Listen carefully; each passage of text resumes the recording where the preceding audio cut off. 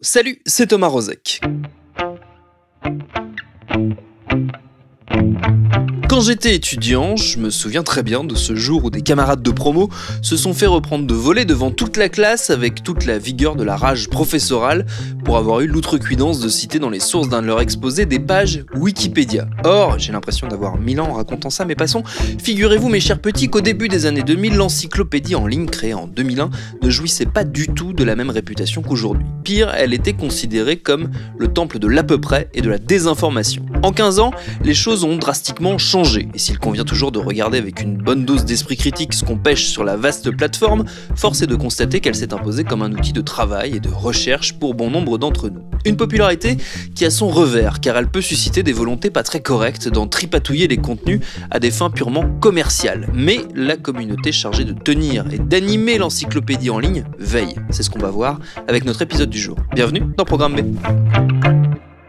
L'affaire qui a initié cet épisode a eu lieu fin mai 2020 et est un peu passée inaperçue forcément entre le raz-de-marée du déconfinement et les prémices de la mobilisation mondiale contre les violences policières et le racisme. Repérée par des confrères du Monde notamment, une page du très spécialisé bulletin des administrateurs de Wikipédia révélait les résultats d'une enquête menée par deux d'entre eux qui répondent respectivement au pseudo de Jules WP et 0x010C. Ne me demandez pas pourquoi.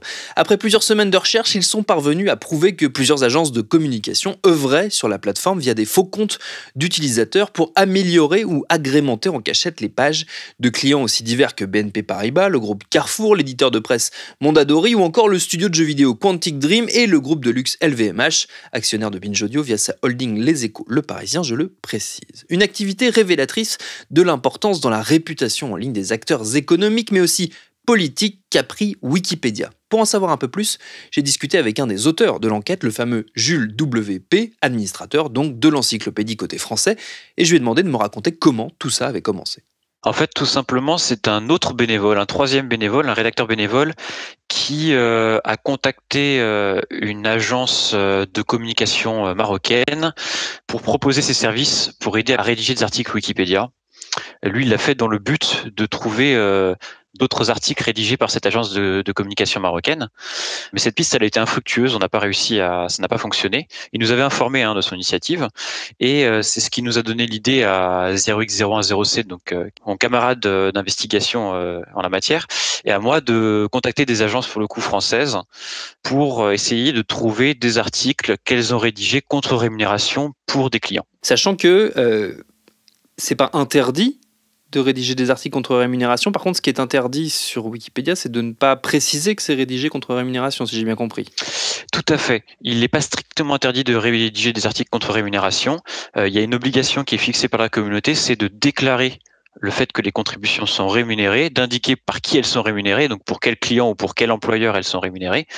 Après, même si c'est pas interdit, il faut savoir que de manière générale, la philosophie de Wikipédia, c'est une encyclopédie et le but, c'est de faire une synthèse du savoir humain établi. Et le but n'est pas de faire la promotion, que ce soit d'un artiste, d'une personnalité, d'une entreprise ou même d'une association, même si son but est louable. Le but n'est pas d'en faire la promotion.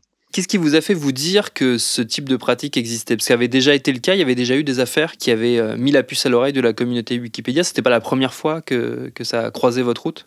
Non, effectivement. En fait, déjà, il faut savoir que les bénévoles de Wikipédia, qui sont des dizaines et même des centaines d'internautes, ont l'habitude des modifications promotionnelles.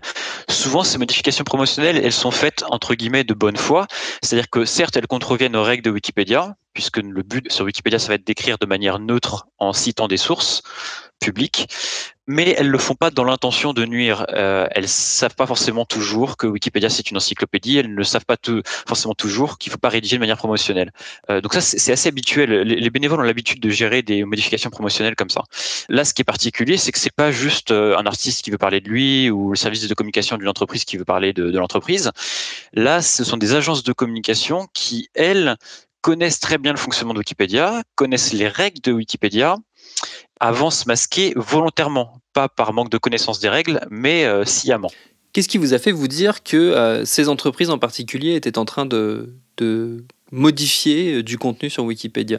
En fait, quand on a contacté des agences de communication, donc on leur a demandé un devis comme si on était un client pour créer une page. On leur a posé la question de savoir quels étaient s'ils avaient d'autres exemples de clients. Et c'est comme ça qu'on a pu savoir pour certaines d'entre elles sur quels articles elles avaient déjà contribué. Et à partir de là, on a pu remonter via les historiques des articles, parce qu'il faut savoir qu'en fait, sur Wikipédia, chaque article dispose d'un historique qui compile l'ensemble des modifications successives apportées à l'article. Et cet historique est public. Il n'est pas nécessaire de créer un compte sur Wikipédia. N'importe quel lecteur peut le consulter. En haut d'une page, il y a toujours un petit onglet historique. Et du coup, en fouillant dans ces historiques, vous êtes tombé sur quoi? Eh bien, on est tombé sur des modifications promotionnelles, mais souvent relativement subtiles. C'est-à-dire que, comme je le disais, les bénévoles ont l'habitude des modifications promotionnelles, mais en général, les gens, comme ils ne connaissent pas les règles de Wikipédia, c'est très franchement promotionnel. C'est du contenu très publicitaire avec un ton promotionnel en lui-même, alors que là, comme ce sont des agences qui connaissent les règles de Wikipédia, elles jouent avec les règles. Donc pour nous, elles savent que si elles font des textes très promotionnels, elles vont être repérées immédiatement. Donc les ajouts sont beaucoup plus subtils. Et il y a même une agence qui nous a expliqué par téléphone, et c'était, on est resté un peu bouche bée avec 0x010c. Elle nous a expliqué que c'était impossible de supprimer un contenu qui serait négatif sur une entreprise. C'était pas possible parce que les modérateurs le verraient. Et que donc, elle préférait procéder par ajout d'informations positives qui allaient finalement faire en sorte que l'information négative se retrouve noyée dans du contenu qui est positif. C'est quel type de clients qu'elles ont, ces entreprises? C'est sur quel type de contenu, quel type de page qu'elles sont intervenues? Alors ça a presque été une surprise, mais finalement on n'a rien eu dans le domaine politique. On n'a pas du tout eu de personnalité politique, alors que personnellement je me serais attendu à ce qu'il y en ait quelques-unes quand même. Non, c'est quasiment que des entreprises ou des personnalités du monde des affaires, donc des chefs d'entreprise. Surtout des grosses entreprises, parfois des entreprises un peu moins connues, mais de toute manière ça ne peut pas être de petites entreprises, puisque sur Wikipédia il y a des critères d'admissibilité qui sont définis par la communauté et qui en fait permettent de décider si un sujet, là en l'occurrence une entreprise, mais ça peut être un artiste, peu importe, si un sujet a sa place sur Wikipédia ou non. Donc forcément, les petites entreprises de base n'ont pas leur place sur Wikipédia, donc forcément. Voilà. Quel intérêt elles ont, ces entreprises, à faire appel à ces agences? C'est de la e-réputation pure et dure? C'est de la promotion? On a du mal à le savoir. Ça dépend des cas. Il y a des cas dans lesquels c'est de la e-réputation, c'est-à-dire qu'il va s'agir parfois de supprimer quand même quelques informations un peu négatives, ou en tout cas de les noyer, comme je le disais tout à l'heure, dans des informations positives. Parfois, c'est pas franchement de la e-réputation, c'est plus de la communication, s'assurer qu'il y a une jolie page Wikipédia. Sauf que souvent, ça passe par des ajouts qui sont soit promotionnels, c'est-à-dire avec un ton promotionnel, soit des ajouts qui sont pas forcément encyclopédiques. Par exemple, détailler tel nouveau produit de l'entreprise, tel nouveau partenariat, alors que Wikipédia, c'est une encyclopédie. Le but est de faire la synthèse du savoir sur l'entreprise, pas de rajouter toute son actualité au fil de l'eau.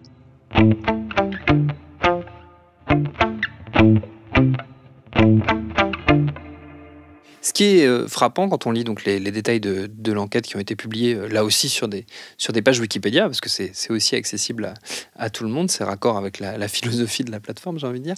Ce qui est frappant, c'est que pour faire ces modifications, il y a des tas de comptes d'utilisateurs qui ont été créés, des faux utilisateurs de Wikipédia qui ressemblent beaucoup à des vrais utilisateurs de Wikipédia.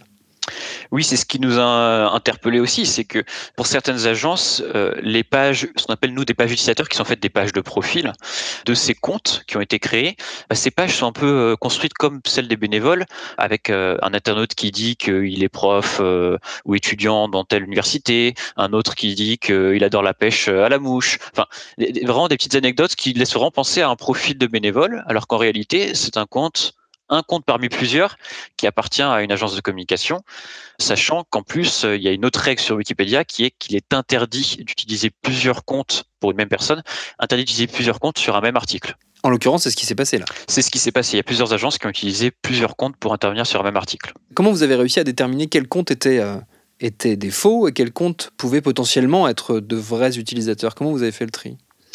C'est pas évident, c'est pas une science exacte. Déjà, on a procédé, donc pour certaines agences, c'était assez évident parce que elles nous ont donné 3 noms de clients par exemple, et en fouillant les historiques des articles de ces 3 clients, il y avait un seul compte qui coïncidait aux 3, ou alors à chaque fois un compte pour chaque page, mais c'était les seuls comptes dans ces articles-là qui étaient promotionnels, qui faisaient des ajouts importants dans la période que nous avait indiqué l'agence.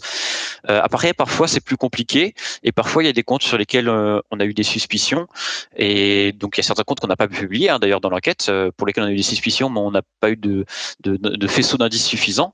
Il faut aussi savoir que donc on analyse le ton des contributions.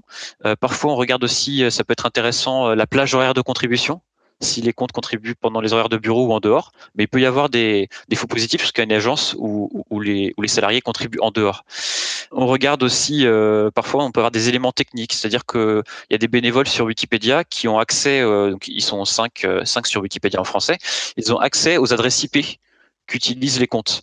Donc moi j'ai pu faire des requêtes tout simplement à un vérificateur d'adresse IP. Je lui ai demandé est-ce que tel compte égale tel compte, et il me répond oui ou non.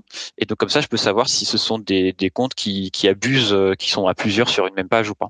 Est-ce qu'elles ont réagi, ces agences, une fois qu'elles ont su qu'elles s'étaient fait attraper en gros par la communauté?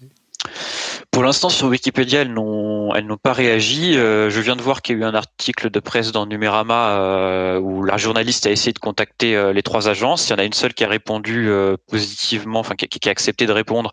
C'est BCW qui dit globalement que ils sont étonnés par la liste de comptes qu'on a fournis, mais qu'effectivement certains des comptes qu'on a fournis, ils reconnaissent que ce sont les leurs. Ils précisent pas combien ni lesquels. Et ça illustre que, bon, moi je ne sais pas dans quelle mesure ce qu'il disait est vrai. On a repéré un certain nombre de comptes qui, pour nous, soit grâce à des éléments techniques, soit grâce à des recoupements, des faisceaux d'indices, relèvent de l'agence. On peut pas être positivement, on n'est pas sûr à 100% pour chacun des comptes. Voilà. Et au sein de la communauté Wikipédia, parce que c'est une communauté qui communique énormément, qui discute beaucoup, que ce soit pour construire les pages. D'ailleurs, on peut le voir quand on remonte les fils de discussion. C'est parfois assez marrant de voir les accrochages qu'il peut y avoir sur des points très très spécifiques. Mais de manière générale, c'est une communauté qui discute beaucoup entre elles de la vie de Wikipédia. Comment ça a été accueilli ce travail d'enquête ? Je rebondis quand même juste sur ce que tu viens de dire. C'est vrai que la communauté discute beaucoup parce que la communauté fonctionne de manière horizontale. C'est-à-dire que Wikipédia, contrairement à beaucoup de structures de notre société, n'a pas de rédacteur en chef, n'a pas de chef en fait. Donc le principe de fonctionnement, que ce soit pour rédiger les articles ou pour définir les règles de la communauté, c'est la recherche du consensus. Donc ça amène beaucoup de discussions. Et pour te répondre, ça a été bien accueilli, positivement accueilli par les bénévoles, dont beaucoup en fait sont impliqués au fil de l'année en temps normal, et j'ai envie de dire dans l'ombre de Wikipédia, sont impliqués dans la surveillance des articles, dans la lutte contre les modifications promotionnelles. Donc forcément, ça a été bien accueilli. Après, maintenant, il reste un travail de vérification des modifications en question pour annuler celles qui posent problème, ou en tout cas neutraliser le ton quand il est promotionnel, etc. Oui, parce que ce qu'il ne faut pas oublier avec cette enquête, c'est que c'est pas un coup d'une fois, c'est un travail au long cours, cette vérification. J'imagine qu'au fil des années, en plus, avec la multiplication des acteurs qui ont un intérêt à avoir du contenu qui leur est positif sur Wikipédia, avec l'importance qu'a pris Wikipédia dans la vie culturelle numérique, on va dire, j'imagine que ce travail de vigilance, il est d'autant plus renforcé. Oui, après ça fait effectivement des années qu'il y a des modifications promotionnelles et les Wikipédiens se sont organisés. Donc il y a eu cette règle sur la déclaration obligatoire des contributions rémunérées en 2014 qui fait suite en fait à un scandale un peu similaire à celui d'aujourd'hui, mais qui était cette fois-ci sur Wikipédia en anglais. En fait, il a été découvert que sur Wikipédia en anglais, il existait des centaines de comptes de mémoire, hein, j'ai plus ça exactement en tête, mais des centaines de comptes qui étaient utilisés par une agence de communication qui s'en servait soit pour créer des articles promotionnels, soit pour écrire du contenu négatif sur des concurrents. Tout ça de manière cachée en utilisant de multiples comptes, donc avec des abus assez patents. Et donc sur Wikipédia en français, on s'est aussi organisé, par exemple, ça fait quelques années maintenant qu'on organise un mois anti-pub, donc qui a lieu 2 fois dans l'année, dans lequel en fait on regroupe nos efforts au lieu de travailler tout seul habituellement dans notre coin pour essayer de neutraliser les articles qui sont marqués comme promotionnels. Cette fois-ci, on va s'y attaquer ensemble à plusieurs pendant un mois pour avoir plus d'impact et pour se motiver aussi. Et donc en fait, tout simplement, il y a des bénévoles qui tout au long de l'année ajoutent des bandeaux orange qui indiquent cet article a un ton promotionnel. Ça catégorise tous ces articles et nous, pendant ce mois anti-pub, on va travailler à ce qu'on appelle dépuber chacun de ces articles, en tout cas le plus grand nombre possible. Donc c'est un travail effectivement au long cours, et il y a de plus en plus grande importante organisation des Wikipédiens bénévoles et des Wikipédiennes bénévoles là-dessus. Tu notais tout à l'heure, et c'est vrai que c'est un peu quelque chose auquel on pense assez rapidement quand on suit l'actualité. C'est vrai qu'on peut s'étonner du fait de ne pas voir d'acteurs politiques dans la liste des comptes que toi et ton camarade avez trouvé, ou dans la liste des contenus modifiés que vous avez retrouvés dans l'enquête. Tant il est vrai qu'on sait que le personnel politique s'intéresse de près à ce qui se passe sur sa page Wikipédia. Je pense tout récemment à ce qu'on a appris sur Laetitia Avia, la députée République En Marche, qui avait carrément une partie de son staff qui était dédiée à gérer sa réputation en ligne, et notamment les contenus qu'on retrouvait sur Wikipédia. Tout à fait. Effectivement, on n'a pas vu d'agence de communication qui rédigeait pour des députés ou du personnel politique. En revanche, comme tu le notes, il est très très très courant. Alors ça a été sur le devant de l'actualité avec Laetitia Avia, mais en fait c'est quelque chose que les bénévoles de Wikipédia voient, si ce n'est quotidiennement, très régulièrement. Ce sont des modifications qui consistent, surtout sur des pages de députés, mais aussi sur d'autres élus, à soit ajouter plein de contenus plutôt positifs, le compte rendu des propositions de loi qu'ils ont faites, etc. Soit parfois à supprimer carrément des mises en cause judiciaires, des condamnations judiciaires, des articles de Mediapart ou d'autres titres de presse d'investigation. Et ça, ce sont des choses qui touchent tout le spectre politique, de l'extrême gauche à l'extrême droite. C'est assez généralisé, mais c'est quelque chose d'assez quotidien. Et pour le coup, comme ce sont des modifications qui sont assez peu subtiles, elles sont très facilement remarquées par les bénévoles. Donc, dans l'immense majorité, elles sont annulées dans les secondes, minutes ou au maximum heures qui suivent. Alors que ce cas de particulier, là, nous, avec les agences de communication, c'est qu'elles connaissent bien les règles et du coup jouent avec les règles de Wikipédia et arrivent à être plus subtiles et parfois, pas toujours, à échapper à la surveillance des bénévoles. Qu'est-ce qui est en jeu, on terminera là-dessus, qu'est-ce qui est en jeu dans ce travail de vigilance? C'est quoi? C'est la crédibilité de Wikipédia, qui a réussi à s'installer dans une place très spécifique dans le monde numérique, comme une référence, on peut le dire? Alors oui, il y a la crédibilité, puisque sur Wikipédia, il y a une exigence de citation des sources qui n'existait pas dans les premières années d'ailleurs de l'encyclopédie, ce qui fait que sa réputation a beaucoup évolué depuis, et maintenant Wikipédia est davantage pris au sérieux, même si en tant que lecteur, il faut toujours continuer à, quand on lit une information, faire preuve d'esprit critique sur Wikipédia et aller voir s'il y a une référence ou pas. Ça, c'est extrêmement important. Donc il y a cette notion de fiabilité, mais il y a aussi une question d'état d'esprit. C'est que Wikipédia, le but, comme je le disais, c'est vraiment de faire une synthèse du savoir existant, et on n'est pas dans une démarche commerciale. Wikipédia, c'est pas une entreprise, c'est quelque chose qui est rédigé par des bénévoles, les internautes du monde entier. Le site lui-même ne montre pas de publicité, il n'y a pas de publicité sur Wikipédia, c'est financé uniquement par les dons. Et Wikipédia est un média indépendant. En fait, l'horizontalité sur Wikipédia, le fait qu'il n'y ait pas de chef, fait que c'est très dur de faire pression sur Wikipédia. On a déjà eu des gouvernements d'Europe de l'Est pas très démocratiques qui essaient de faire pression sur Wikipédia, ils n'ont aucun moyen de faire pression. Ou même des chefs d'entreprise, etc. Ils n'ont pas de moyen de faire pression puisqu'il n'y a personne sur qui faire pression, puisque le pouvoir est finalement partagé entre tous les bénévoles. Donc ça, c'est ce qui est important, c'est que Wikipédia, son indépendance est primordiale, et le fait que des agences de communication viennent finalement biaiser le contenu d'articles, c'est extrêmement problématique.